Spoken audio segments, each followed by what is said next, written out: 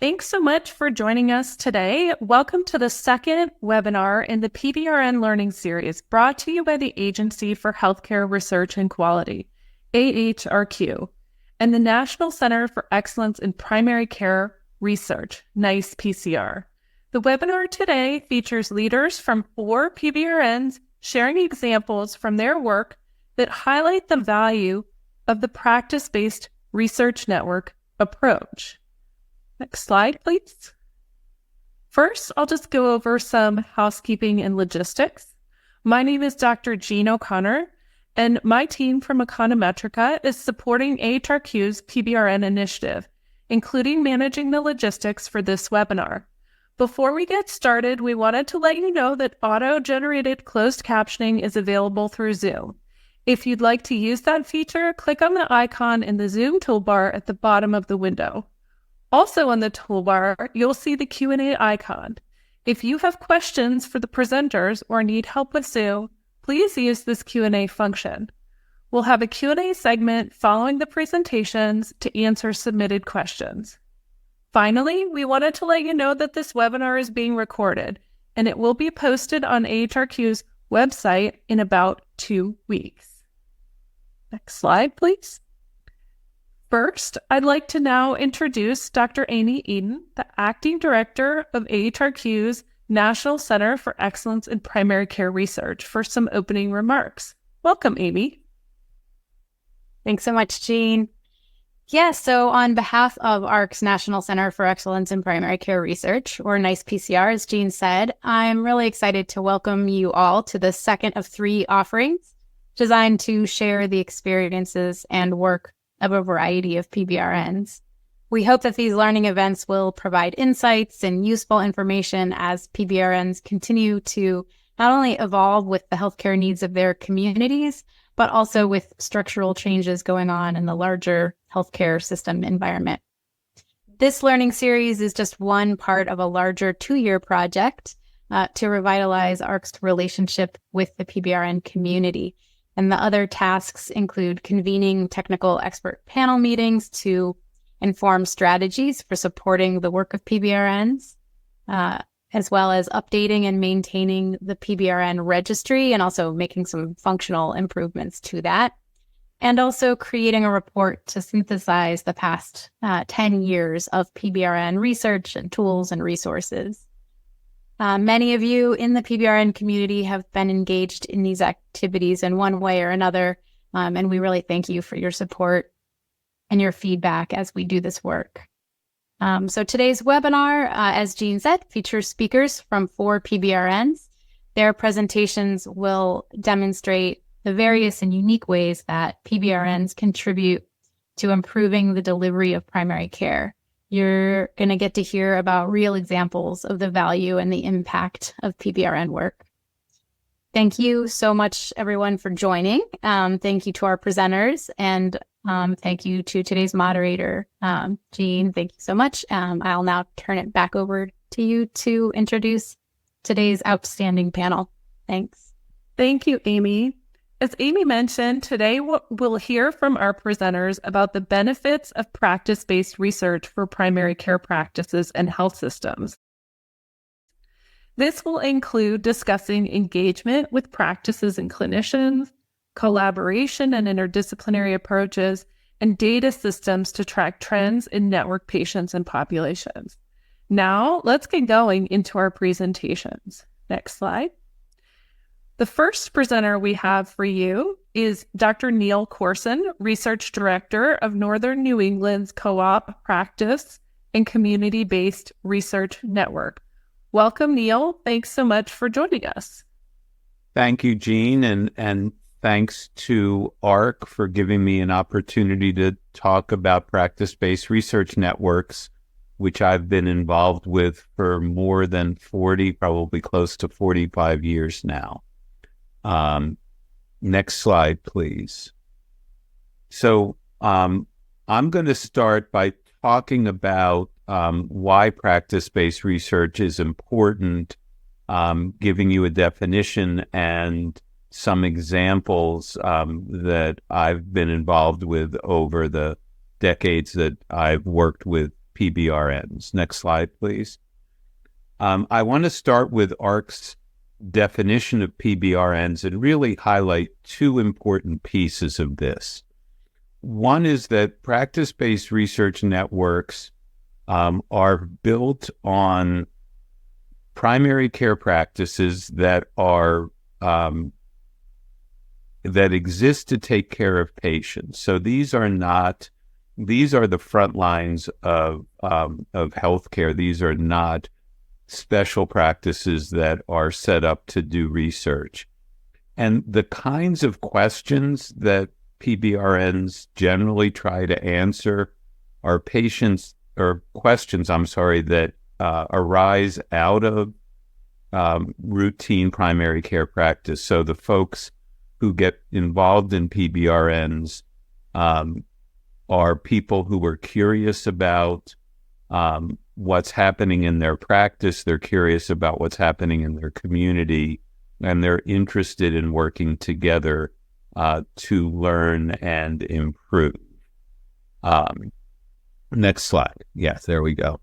I have had the good fortune since I started in practice in the mid-1980s to be part of what's now the oldest PBRN still in existence.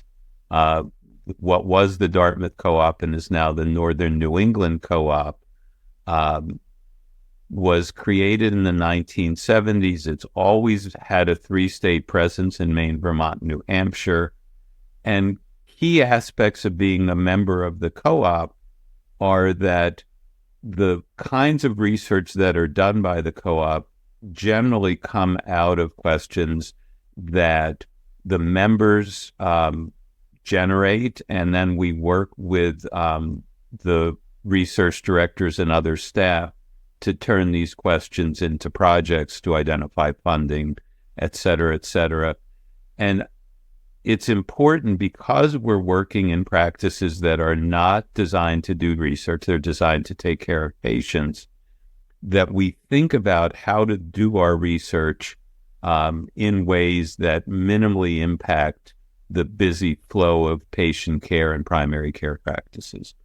One other thing I'll mention while this slide is up, we won't quite move to the next slide yet, is that part of being a member of the co-op is being a member of a community, and that community stays together for a long time. The gentleman who doesn't have much hair on the left side of the screen, as opposed to the two guys who don't have much hair on the right side of the screen, was one of the founding members of the co-op in the 1970s. This picture was from a meeting probably just before COVID. And so, almost 50 years later, he still comes to the meeting and he's still sitting around with us helping to design studies. Next slide. And this is a transition, so we might as well just go to the next one. So why is it important to do practice-based research? And I have a number of answers. There's going to be a general theme, but basically we have, since the 1990s, been really focused on providing evidence-based practice. I had one of my roles over the years was to teach evidence-based practice to the residents and the faculty in the Med Family Medicine residency. See how old I am. And we often found, as we would review articles, that we would have questions about the generalizability of the research. Does this research really apply to our patients? In order to make research more generalizable, it has to be done in the settings where most patients get their care, and that's in practices and especially in primary care. Next slide, please. Another way to think about this is using Carr White boxes. And for those of you who aren't familiar, Carr White was a public health researcher. Back in the 60s, he did an initial study to look at a population of 1,000 people and what sort of healthcare needs do they have in an average month. This was a revised version of the Carr White boxes that was done about 40 years later. And you can see out of 1,000 people, most will have symptoms in a given month, but a relatively small percentage, less than a third, will even consider receiving medical care, and only about 20% will be seen in a physician's office at all, more than half of those being in primary care. And as you continue to move down, you see fewer and fewer people receiving care in an emergency department, in a hospital, and in an academic health center. Well, hospitals and academic health centers are where most research is done. So by moving from doing our research just in the hospital academic setting into at least the primary care setting, we are making our research much more generalizable. Next slide, please. The other thing, another point I want to make has to do with translational research, because there's a real emphasis on translating research into practice more and more these days. The T1 and T2, translating bench into bedside and testing to make sure that what's discovered works in clinical settings, can be done in large academic centers. But as soon as you're working on T3 research, to take research and put it into practice, and T4 to reach the population that will benefit from it, you need to move out into the community and out into the practice setting. So again, an argument for practice-based research. Next slide, please. And there have been some studies that have looked at what are the benefits to clinicians and in these days to health systems for participating in practice-based research. So you can see as a clinician, there's 3 levels of benefit. One is their own personal and professional satisfaction, that being part of a PBRN can be a satisfier for people in terms of preventing burnout and keeping them engaged in practice. Many PBRN projects allow one to improve care in their own practice or in their organization, and to give people the opportunity that they are contributing to generalized knowledge about primary care and primary care practice. When I joined the co-op, most of us were in private practice and could make our own decisions about how we spent our time. Things have changed in 40 years, and now I believe the majority of primary care clinicians are working for someone else. So we now have to think about the benefits to an organization for having their PCPs participate in a practice-based research network. And you can see from at least one study evidence that those who participate are more satisfied. And we know that recruitment and retention are important for healthcare organizations, especially primary care, and that's an important factor in why PBRN research is important. Next slide, please. What I want to talk about now is how practice-based research and community engagement overlap, and keeping in mind that practice-based research networks engage clinicians who are in primary care practice, not researchers.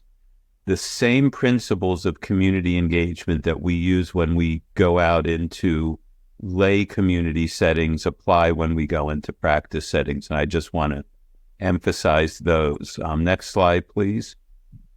So we at MaineHealth have been working on community engagement now for between 5 and 10 years in our research, and have adopted this set of principles that essentially mean that when we go into a community group, we meet them where they are, we engage them to be part of the research. We are interested in doing research with the community, not on the community.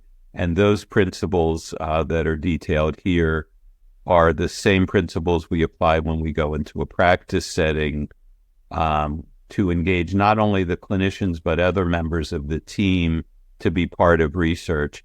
And I want to highlight in the next two slides a couple of projects, one from the co-op, one more recently from a friendly PBRN that we work with a lot. Both of these are examples of how practice-based research can include a clinical and a community component, and in that way really emphasizes the fact that practice-based research is community engagement. This sun protection study, which was done within the co-op in the 1990s, included interventions for the clinical practices in the 10 communities that participated and community-based interventions at places like beaches and daycare, other places where kids might be exposed to the sun and in need of sun protection. I was told on a meeting by Jack Westfall, the lead author of the next study I'm going to talk about, next slide, please, that sunscreen study that he learned about through Alan Dietrich, who was the lead author on that, inspired this colon cancer study, which was published by the High Plains Research Network about 10 years ago. Again, this was a study to improve uptake of colon cancer screening in a set of rural communities in eastern Colorado. They did an intervention in practices. They did a similar intervention out in the communities. The researchers wrote up the clinical intervention, and the community members wrote up their own intervention. Most of the authors on the reflection article on the right side are the community advisory group for the High Plains Research Network. So the value of practice-based research by engaging community members and doing research with them is another important point to make. And that, I think, is the last of my slides. Thank you. Thank you, Dr. Korsen. Next, we'll hear from Dr. Sebastian Tong, MD, MPH, Associate Director of WWAMI, the Regional Practice Research Network in Seattle, Washington. Welcome, Sebastian. And as Sebastian gets ready to talk, I did also just want to invite the audience to use the Q&A feature at the bottom of your screen to submit questions for the presenters. As time allows, at the end of the presentations, we'll have a Q&A session. So go ahead, Sebastian. Welcome. Thanks so much, Jean. I'm Sebastian Tong. I'm a family doctor at the University of Washington and also the Associate Director for the WWAMI, which is Washington, Wyoming, Alaska, Montana, and Idaho, so the Pacific Northwest states, Region Practice and Research Network. We can go to the next slide, and I'll be talking about how engaging with practices, with communities really adds value to PBRNs and adds value to the research that we do.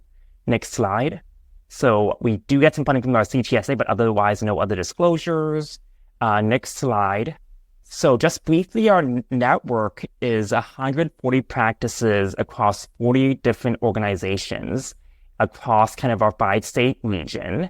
And that's a variety of different types of practice. So it includes, for example, our academic medical center practices, but also a variety of FQHCs, health systems, some tribal health clinics, all the way to rural health and independently owned practices as well.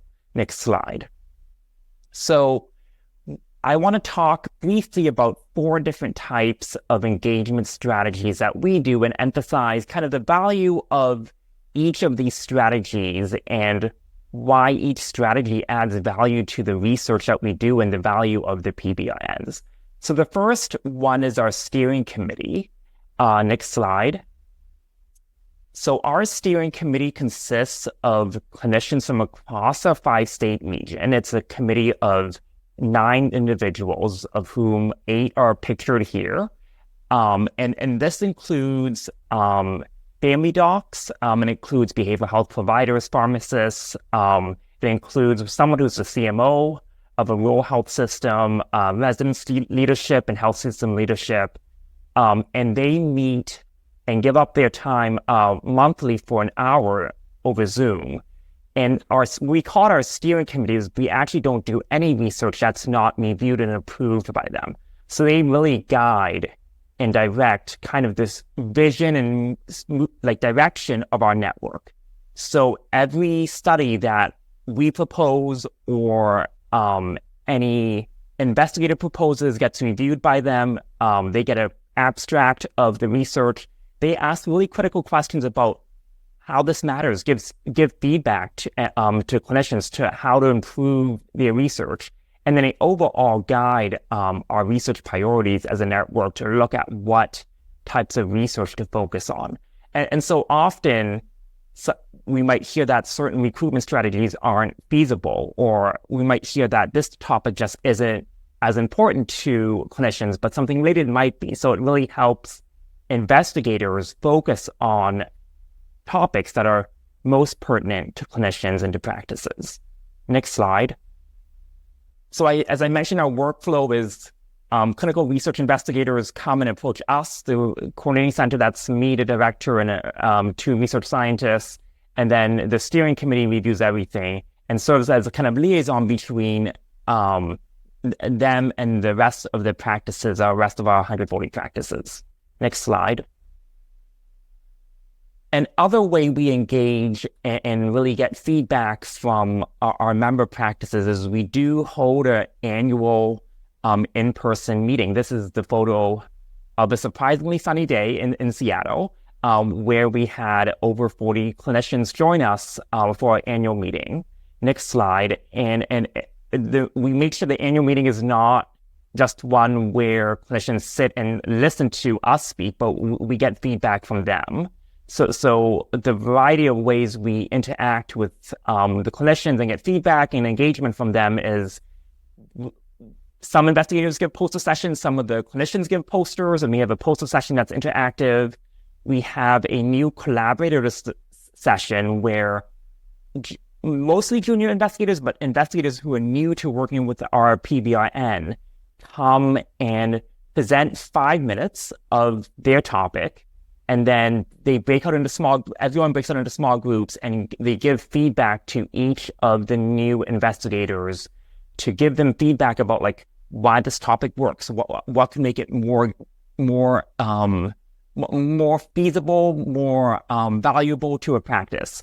And that really generates some really interesting discussions between investigators and clinicians from across the network that usually doesn't take place except for in the in-person setting. We also have larger group discussions and just informal networking time as well. Next slide. So as our previous presenter mentioned, often it's not up to an individual clinician right now to join a PBRN. Often their organizational force is involved as well. So for some clinicians who can't be part of our PBRN because their leadership doesn't allow it, but still want to be involved in research, we have something called the Provider Panel for Research. It's a group of clinicians that includes that group, but also includes members from our PBRN who agree to receive up to 5 surveys or qualitative interview requests per year. They don't have to commit to filling anything out, but they say, yes, I'll get 5 more spam emails a year to potentially answer. We vet those surveys or qualitative interviews. Our steering committee does, and our investigative team does. And it's really designed to help investigators kind of explore a topic and get the perspectives of individuals working in different primary care practices. Next slide. So how it works is we review each survey. We make sure that investigators aren't trying to ask 100 questions, but we usually limit it to about 10 questions per survey. We make sure there's some amount of compensation to clinicians to compensate them for their valuable time, and also to make sure there's some response rate. And then the steering committee, as they review everything, it reviews it as well to make sure it aligns with kind of our strategic priorities. Next slide. So some of our PPR studies, we've done about 5, maybe 6 a year. And I just wanted to highlight the slide not to look at each individual topic, but to showcase that it's resulted in many cases submitted proposals to AHRQ and NIH, and often funded proposals in about a few of those cases as well. Next slide. And then finally, I want to talk about some of our other engagement strategies across our network. As you kind of saw on the map, we have a really large geographic area that our network covers. So we sometimes take our show on the road and we just don't sit in Seattle. So one of the things we did was a local community needs assessment in Idaho. That's the bottom left. Photo, where we engage in something we call a rural health initiative and really heard what local clinicians in a dedicated focus group thought of as priorities for quality improvement and for research. We intentionally do site and community visits. We went to Alaska this past year in February to talk with just family doctors at their Academy of Family Physicians to see what their needs were for research and to try to engage more practices in our network. So these are examples of ways we're trying to really actively hear back from clinicians as well. Next slide. So I would say the top 5 tips that really lead to value when you do engagement is doing engagement really helps identify a clear mission, vision, and values for the network. I think a big tip is to do engagement, you need to have stable funding to support the core infrastructure. So some money from our CTSA really helps us support the work that we do. We also charge each funded practice $2,000 a year to support our network infrastructure. Engaging members in bidirectional research, sometimes champions propose research from the clinics, and we work on those as well. And then I think we're thinking really creatively about like how both the clinicians and the practitioners win. And I think it's a lot of fun to do engagement as well. So with that, I will pass it off back to Jean. Thank you so much. Thank you, Dr. Tong. That was great. It's so interesting to see the diversity here of geography. And next we have Dr. Kim Fulda, Director of NorTex PBRN in Fort Worth, Texas, at the University of North Texas Health Sciences Center. Welcome, Kim. Thank you, and I'm happy to be a part of this presentation. I'm happy to follow with some of the other speakers that we have today. It's a great presentation so far. So I'm Kim Fulda, and I'm located in Fort Worth, Texas. I'm part of the University of North Texas Health Science Center. We have a PBRN called NorTex. NorTex has been in existence since 2005, and I've been a part of it since 2007.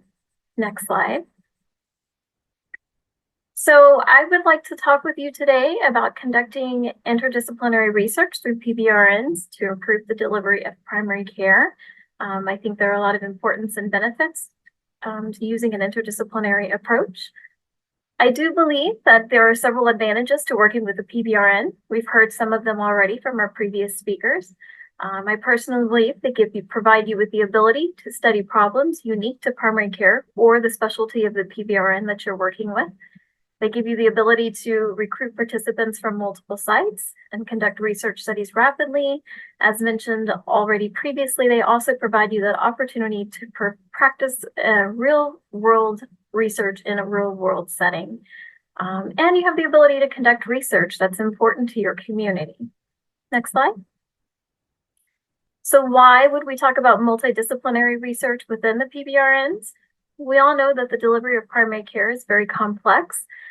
Physicians, nurses, radiologists, technologists, front desk, behind the scenes workers, referral specialists, everybody is working together to provide that optimal care. And making a difference cannot be done by working in silos. Providing care is a team event, and so the research that we conduct must follow the same suit. It also provides us that ability to include researchers that are outside of the traditional clinical team, so we can look at some of those other approaches. Overall, PBRNs allow for the opportunity to bring together multidisciplinary teams to improve the delivery of primary care. So a little bit about NorTex. Again, we were founded in 2005. We are a primary care clinic research network. Most of our clinics are located within North Central Texas, though we do have some clinics in rural areas of Texas.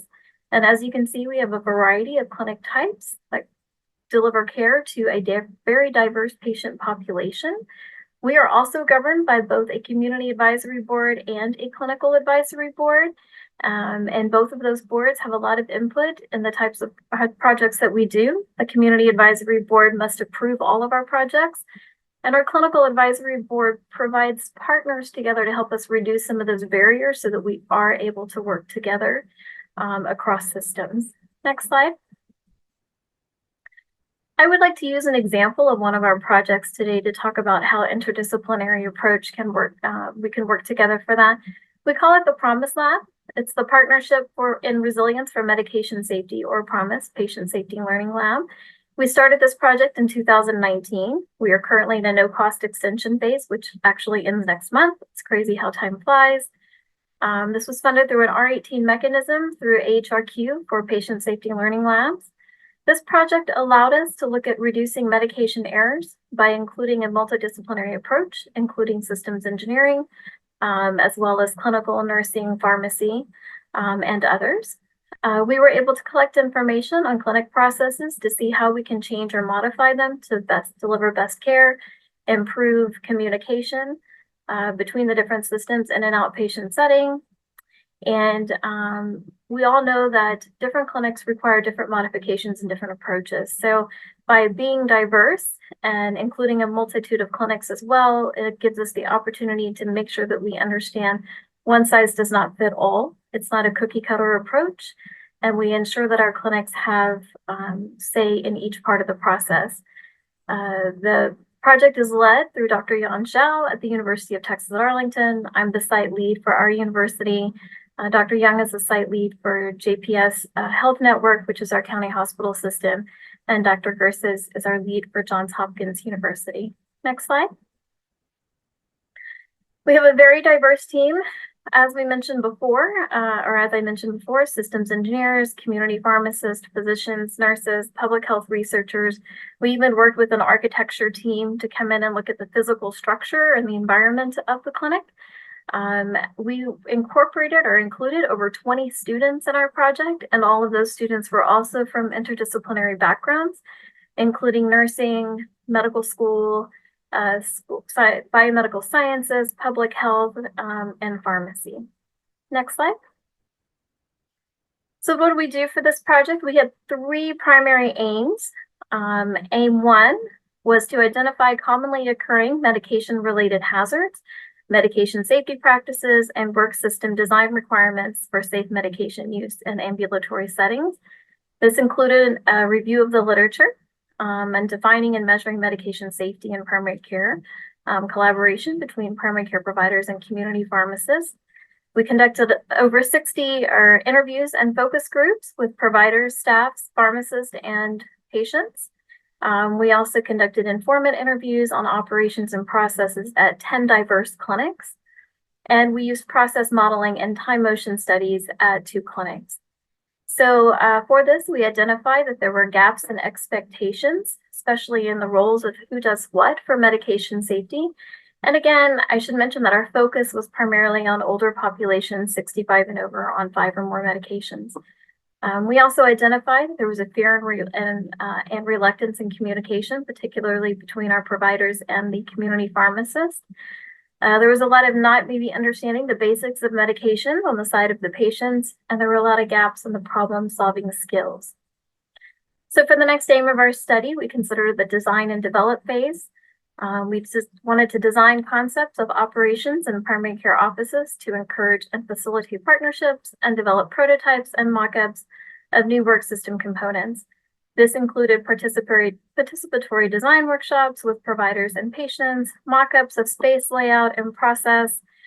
We had the ability at one of our facilities to have 2 mock clinics, one that looked like what a clinic typically looks like, and another one that looked like what we thought it should look like based on our interviews. And then we were able to run mock visits through those clinics. We also looked at patient nudging strategies, so things that might influence patients to do more for their medication within the clinic process, such as bring their medications or keep a list of them. And we also did some simulation-based assessment of scheduling practices. So we were able to look at what ways could we improve scheduling, especially to reduce no-show rates. So for this part of the study, we had 6 focus groups. We conducted over 150 surveys. We developed a patient prep guide, and the patient prep guide was a tool that could be used in clinic that was given to patients for them to check off things that they may want to talk about their medications with their providers. We developed 5 educational videos that could be watched in the clinic visit, and then we had some partnership scripts. So for AIM 3, we call this the implement and evaluate phase.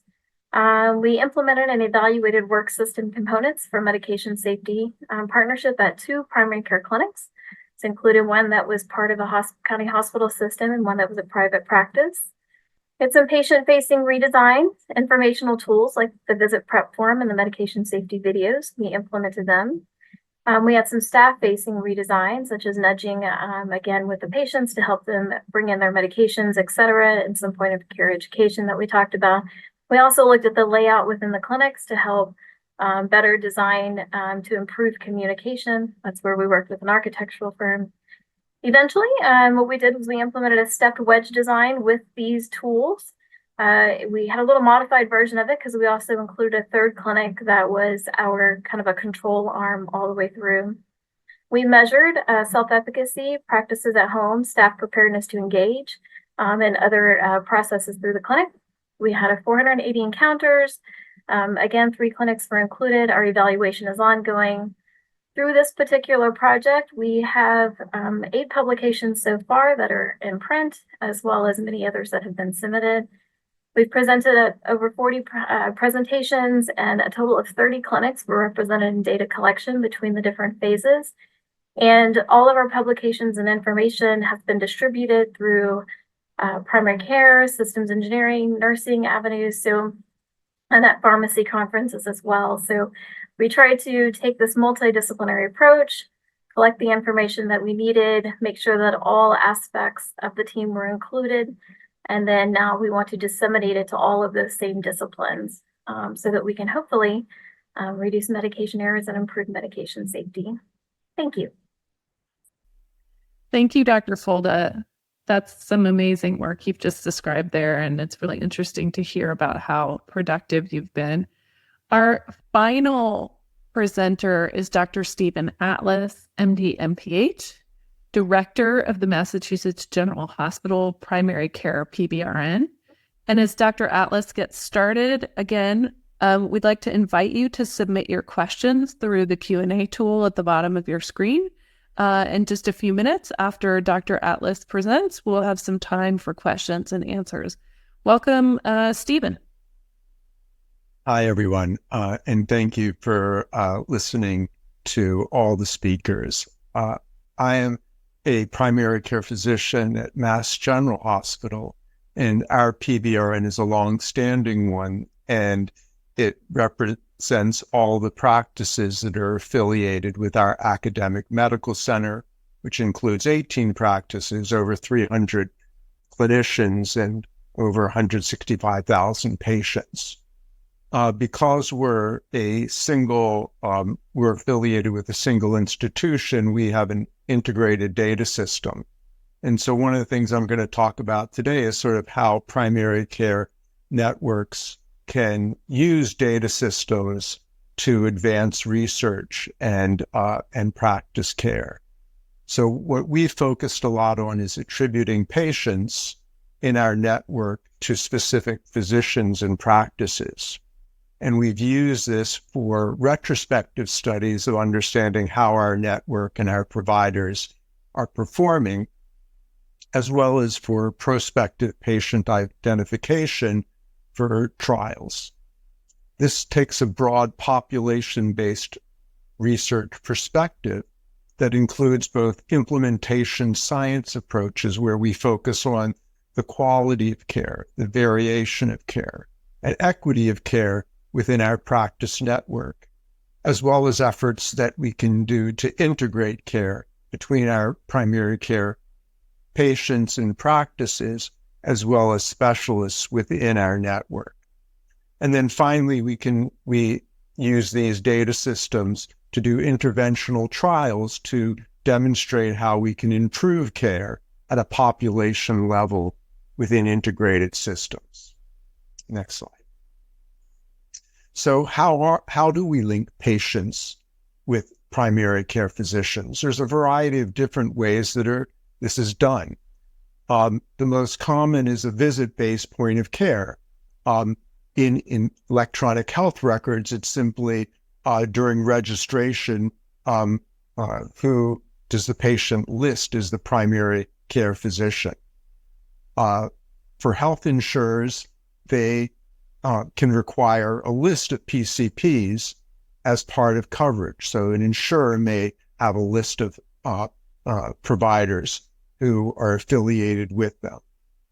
The other way, and the way that we've done, is sort of we attribute patients or infer attribution of individual patients to providers and practices. And these can use a variety of different algorithms, using billing claims if it's done by an insurer, or electronic health record data such as we do within integrated systems. For us, we started doing this many years ago by retrospectively running our data on a yearly basis. And on the right, just provide some upper right figure is sort of just how we broadly went about attributing patients that were seen in any of our practices to specific physicians. And if we couldn't attribute them with a high degree of specificity to an individual physician, could we do it to a practice, or could we not find what we term unlinked patients in the upper right, typically people who are leaving the system? And in the bottom right, we've been doing this for almost 20 years, and we've been able to track the number of patients in our network. And this data has also been used, as you can see, to work within our network to increase the attribution of patients to specific physicians. Next slide, please. We've used these types of data systems for a variety of quality studies, and we've been interested in how patients and physicians, how that linkage or the connectedness between them can be related to equity of care as well as outcomes of care. And this is one example of a study that we did that involved about 155,000 of our patients with one or more visits in a practice. And what we showed was that patients were variably linked or connected with specific physicians. So the figure in the upper right demonstrates that patients who were white were more likely to be attributed to a specific physician, over 60%, whereas patients of an Asian, Black, or other backgrounds were less likely to be attributed to a specific physician within our network. We also showed that patients who were less connected were less likely to receive guidelines-consistent care. And in the bottom right, this is an example for patients completing breast cancer screening based on whether they were linked to a specific physician on the left, or practice linked, meaning that we couldn't attribute them with a high degree of certainty to a specific physician. And regardless of race or ethnicity, you can see that patients who were linked to a specific physician were much more likely to get guideline-consistent breast cancer screening. Next slide, please. We've subsequently extended our data systems to prospectively link patients, sort of real-time attribution to specific practices and physicians. And we now do this within our data systems, and our algorithms run on a weekly basis. This algorithm is designed to be more sensitive, less specific than a retrospective algorithm. So may be more useful for identifying patients for interventional studies. And we've been doing this more recently since 2017, and this sort of on the upper right shows the number of patients who we link within our network over time. And in the bottom right, as an example, we show to our individual practices, which are listed A through I, the percentage of patients in their practice linked to a specific physician over time. And as you can see, based on the different practices, some of our practices do a better job and have been increasing the percentage of patients who have a good, tight relationship to an individual physician.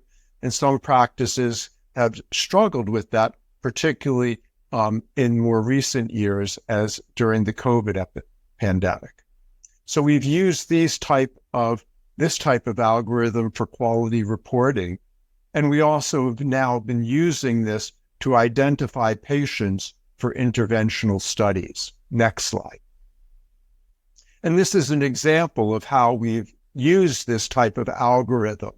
And in this study, we did a study to improve the follow-up of all of our patients who were overdue for cancer screening and specifically had an abnormal result that needed follow-up. And we identified all of our patients with either an abnormal breast, cervical, colorectal, or lung cancer screening test results. In this study, we extended not just to our practice network, but to one of the practice networks at the Brigham and Women's Hospital that's affiliated with our broader network using the same type of data system. And here we randomized over 30 practices to either usual care, a EHR reminder being added, an EHR reminder plus patient outreach, or practices being randomized to an EHR reminder, practice outreach, and navigation. And we followed patients, over 10,000 patients, and the figure on the right shows that patients in the outreach groups, either with or without navigation, were significantly more likely to receive appropriate guideline-consistent follow-up care than patients in usual care or just with EHR reminders alone.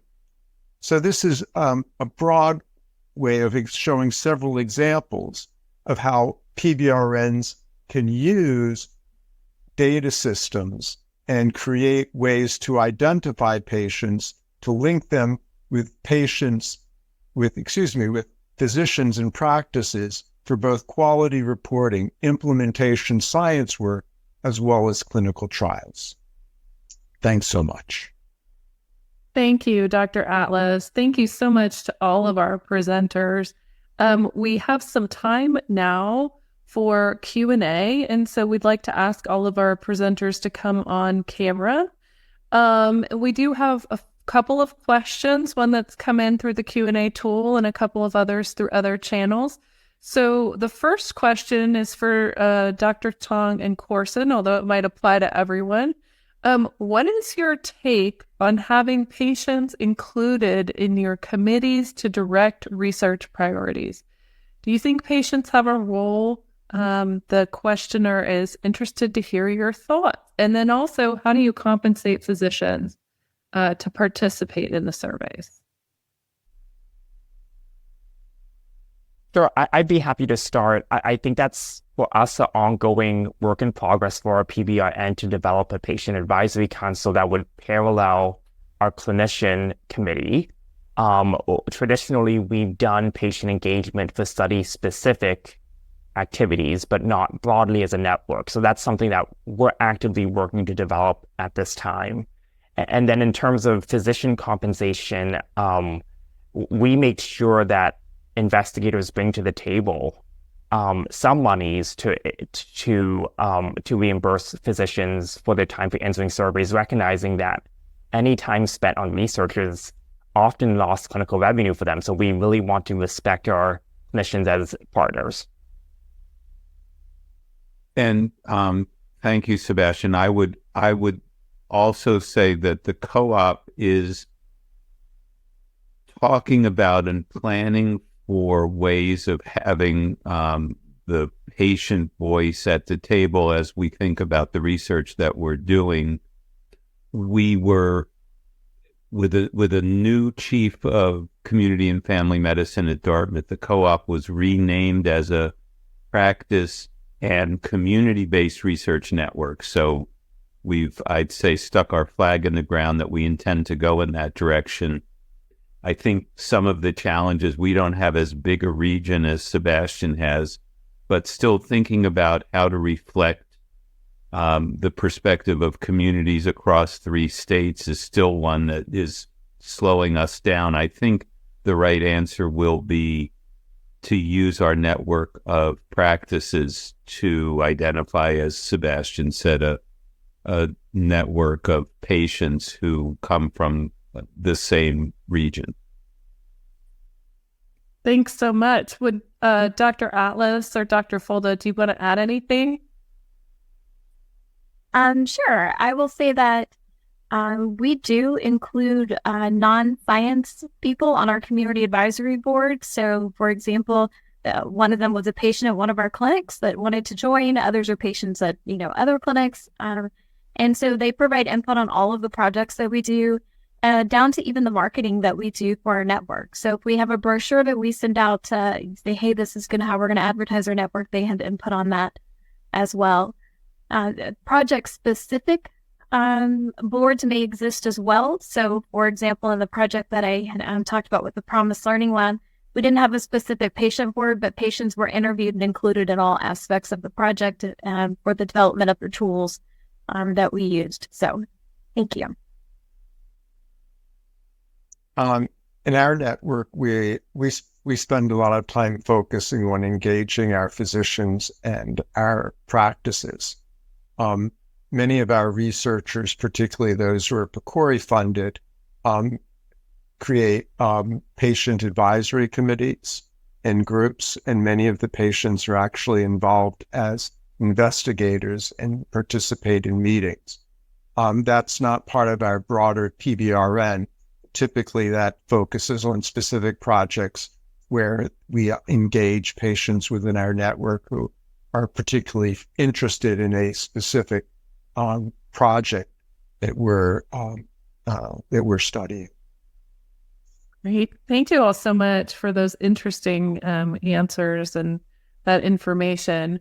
We do have another question that's come in through the chat.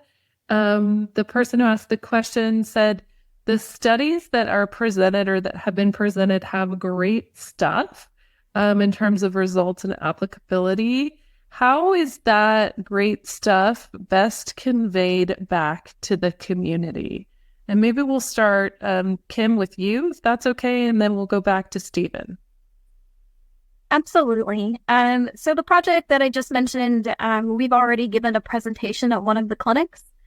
So we've taken all of the results that we found, especially anything relevant to that particular clinic, and presented it back to all of the people within that clinic that have helped us on the project. We plan to do the same at the other 2 clinics as well. And then when we get the final analysis done, we'll repeat that process. In the past, we've also taken, for example, patients that may include in other projects that if we're, say, we're collecting blood from them and we're running lab work, we'll take and we'll email or mail that information, rather not email, but mail it back to them so they have their lab results as part of the study. And we also make sure that we notify anybody who's participated in our study if they have an abnormal finding. We actually published an article talking about one of the particular projects where we did a CT scan as part of the study and some of the findings that we found, and were able to refer patients back to appropriate care. So, and then of course we do community presentations, and then of course scientific presentations for the scientific community. That's a great question. We try to provide information back at many levels. As researchers, we publish, and that's a key goal of what we do.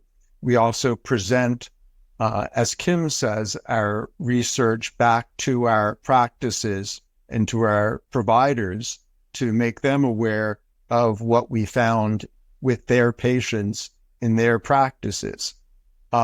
We also apply this information at our network. So some of the data systems that I presented, we have used to broaden sort of our pay for performance, where previously, many years ago, it was based on individual insurer populations, where because we include all of our primary care patients, we were able to change sort of how we report on pay for performance, where we were taking a payer blind perspective as opposed to having to work for each individual insurer to meet their criteria.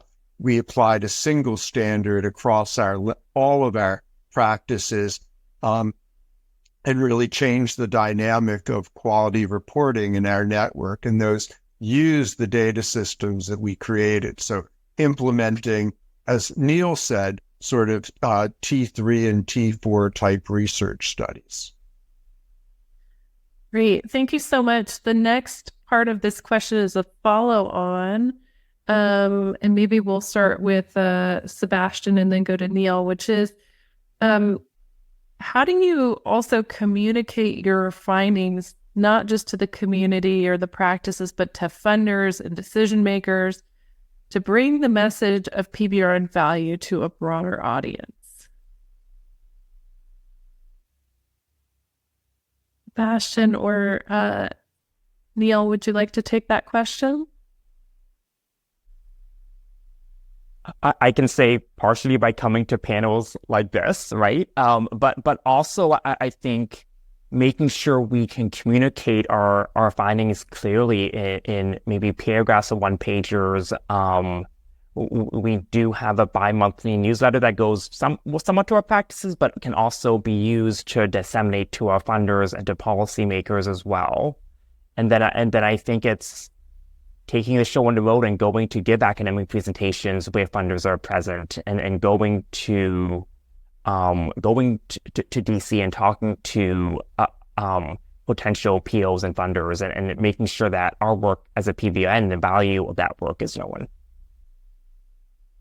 I think I wouldn't have anything in particular to add to what Sebastian said. I would highlight the fact, though, the annual AHRQ PBRN or NACRAG AHRQ PBRN meeting just happened less than a month ago, and there were a lot of people there from federal funding agencies, from other funders, and that was a great opportunity to highlight the value of the work being done by PBRNs all over the country.